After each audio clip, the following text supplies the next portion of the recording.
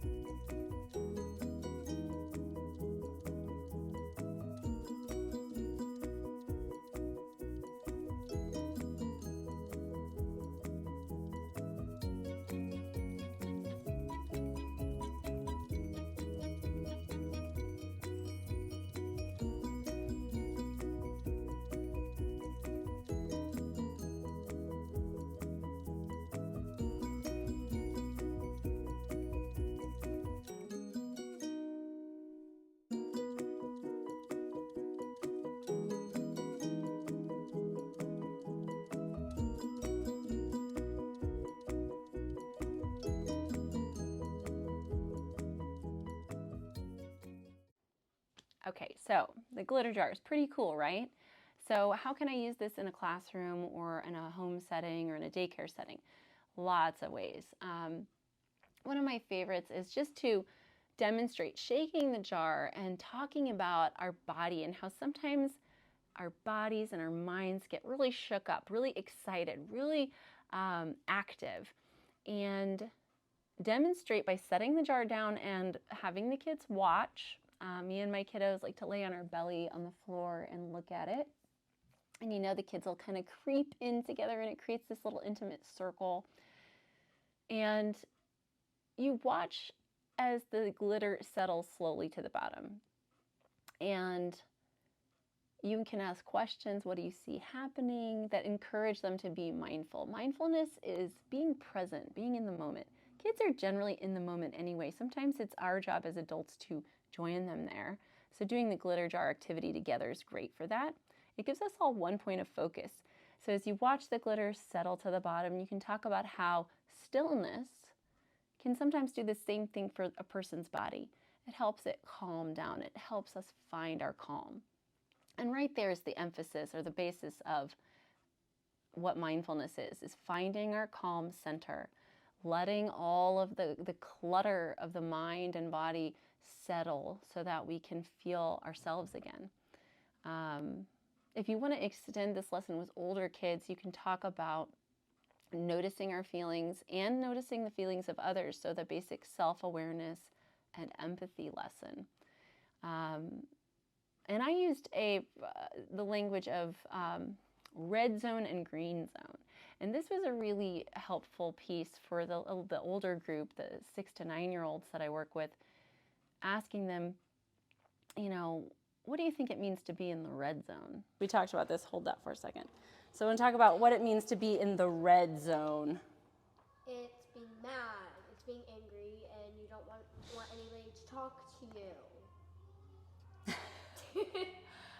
What are some other feelings you might have that would be red zone? You feel really emotional sometimes. Sometimes you just want to break a glass jar or punch a wall. Oh, yeah. Sometimes even hurt other people, even though you would never actually do it, but you want to. So that's something. Would you say it's like overwhelming sometimes to be in the red zone? Yes. It's hard to get like normal tasks done. Yeah. Yeah. Red zone, we can teach them that the red zone means our body is tense, maybe our mind is very busy, maybe our heart is beating really fast, maybe we're angry or tired or upset or hungry, and getting them to associate those feelings with this color red, which means generally red means stop or slow down or pause. And red zone is the perfect time to shake up that glitter jar and put your feelings into the jar, and then to set it down and be still until you start to feel yourself shifting back into the green zone. And green zone represents that happy, calm, playful place where everything in our body and mind is working like it should. Our hearts and our minds are communicating. And green means go, so green is a good time to communicate, play, create, build. Tell me what you know about the green zone.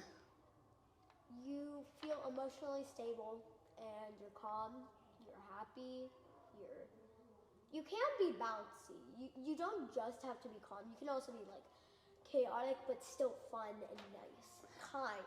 It's like a little more relaxed. Yes. Yeah. When you're in the red zone, you can just like shake it and let all your anger out. And then you can put it on the floor, put it on your desk, put it basically on anything, any hard surface, and just watch it come down, and that also, which helps you calm down. And just using this simple color language can really help some of the kids dive into that self-awareness piece.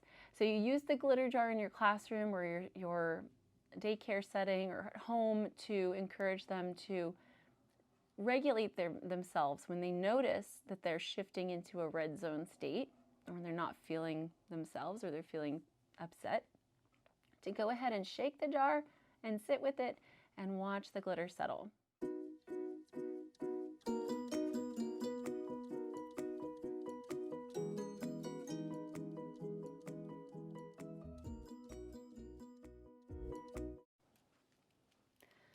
So let's look at another manipulative that you can play with in doing mindfulness. This one is called the Hoberman sphere.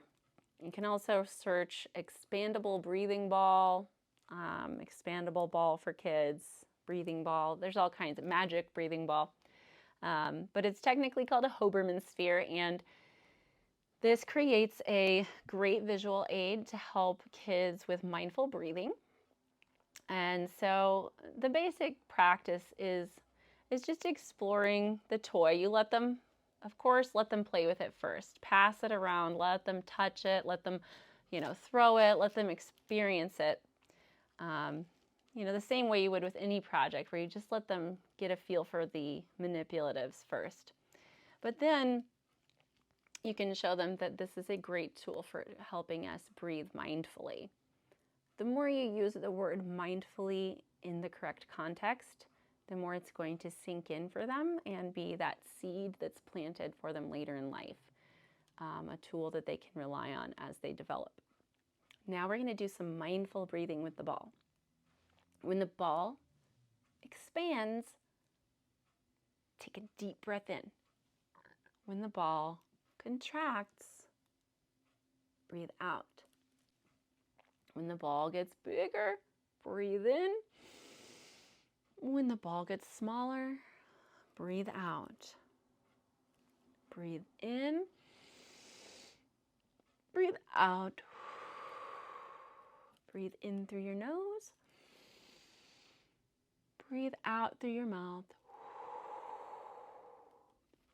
So you can demonstrate it as many times as you want, and then you can pass it around, invite the children to lead or to breathe with it on their own. And what you can start to do with tools like this and the glitter jar is have a little mindfulness corner or table in your classroom, in your space, where the kids know they can go and use these tools when they're feeling upset, or if you notice they're having trouble focusing, say, hey, maybe go take a few breaths with the breathing ball and see how you feel when you're done.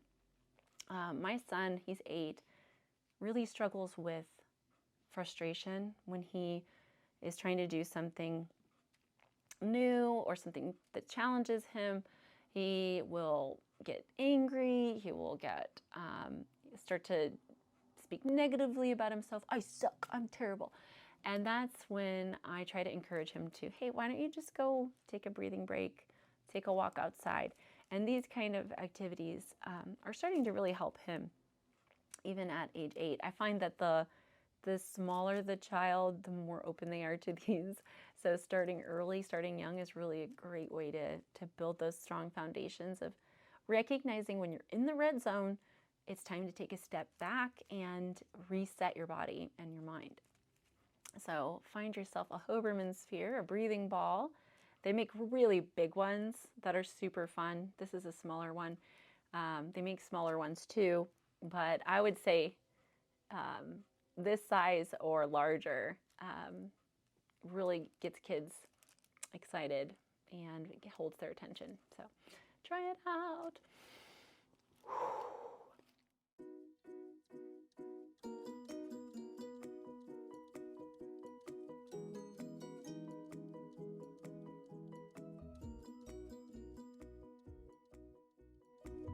Using the 5 senses is a great way to practice mindfulness and explore what mindfulness is.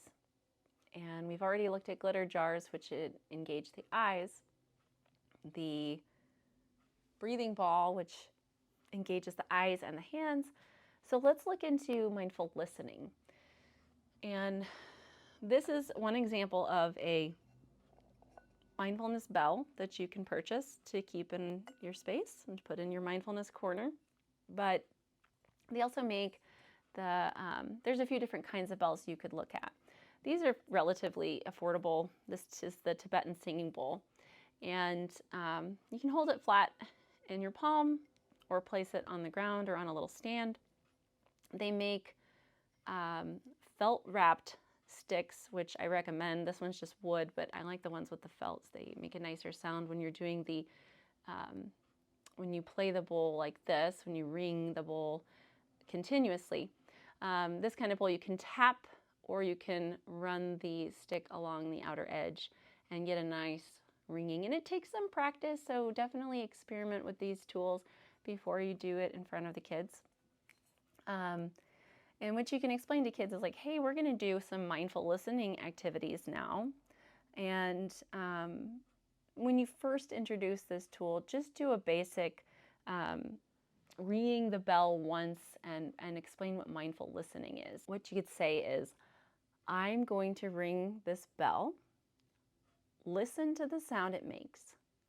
When you can't hear the sound anymore, raise your hand. And explain to them that we have an easier time listening sometimes when we close our eyes. So try to get them still. They're going to be interested in this and they're going to want to play it. I really recommend you do pass it around and let them play it at some point during the activity.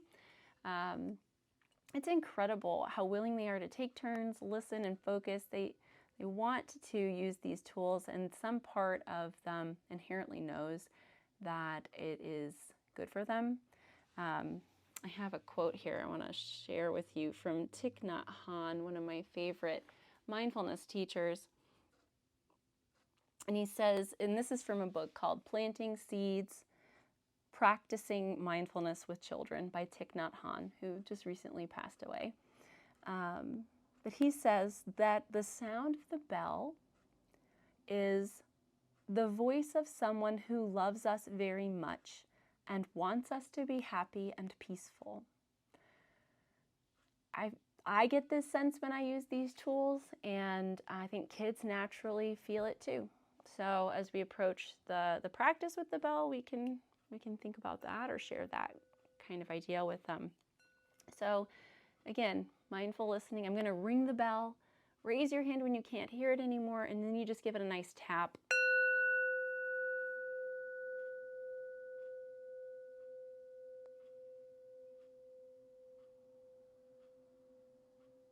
And as the sound winds down, kids are going to start raising their hands. There's usually those kids who want to be the last, who are holding out longest, but gradually all the hands will be up. And then you can talk about how that felt and what they noticed. And then you can give each kid a turn, and it's amazing. You can spend 15 minutes with relatively quiet, still group of kids, no matter what their age. I've done this with 4 to 5-year-olds most recently, and I think it was 20 minutes flew by, and we were all sitting on the carpet together, taking turns with these bells and making different sounds, and it's wonderful, the focus and excitement and joy that we can share with just these simple tools. Let's look at another game you can play with this same manipulative. So once you've introduced just mindful listening, maybe the next week or the next time you bring it out with the group, you can ask them to begin counting breaths. So you do the same tap, the same long ring, and the harder you hit it, the longer the ring, so you decide how long you want it to ring. And you encourage them to quietly, in their heads, count the number of breaths they take. And you explain that as they breathe in and then out, count 1. In and then out, count 2. And of course, by the time you're done and by the time the bell is silent, you can ask them how high they counted. And the idea would be to do this a few times over the course of a few weeks or a few practices and see if that number changes each time. Ideally, their breathing starts to slow down and they're taking fewer breaths as the bell rings. So another activity you can do with this same tool is counting bells. This is where over the course of a minute or 2 minutes, you decide how long. You ring the bell at random intervals, just kind of continuously tap, and you ask them to count how many times that you ring the bell. You invite them to sit and breathe while you're doing it. And especially if they're already familiar with this tool, they're going to see it as a game, introduce it as a game, and keep it lighthearted, keep it fun. If they're especially wiggly, you can have them lie down and see if that helps them listen and stay still for the practice. So if your kids are particularly wiggly, or you know that you need to incorporate some movement, you can also play a game called Stopping with the Bell.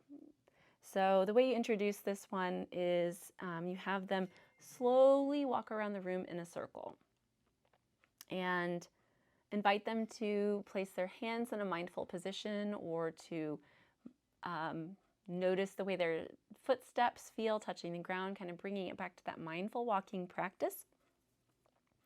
And tell them, when you hear the bell, stop and take a few deep breaths. Then you can start moving again. But stop and breathe each time you hear the bell. So that's a fun game that incorporates some movement with the mindfulness bell. Try to keep it lighthearted.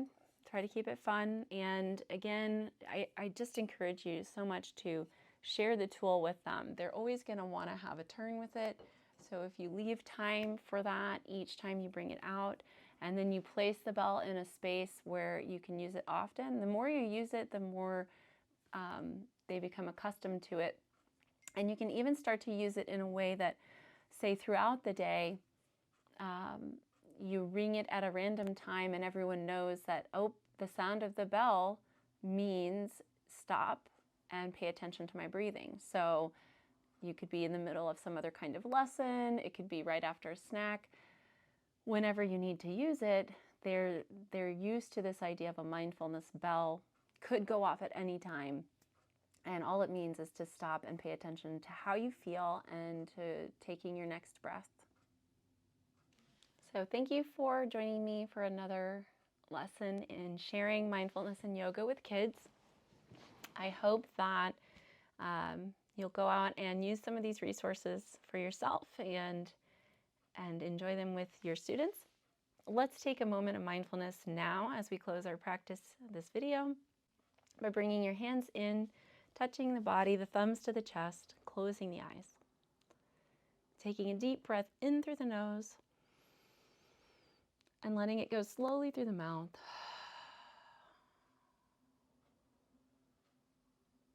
Noticing the way your body feels. Trying to let your own thoughts settle here. Finding a relaxed breath. And setting the intention to move forward today mindfully. Just slowing down. Paying closer attention to what's happening in the present moment.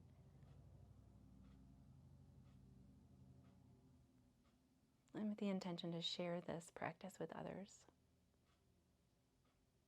Thank you for tuning in. May you be happy and healthy and enjoy these practices. Bye.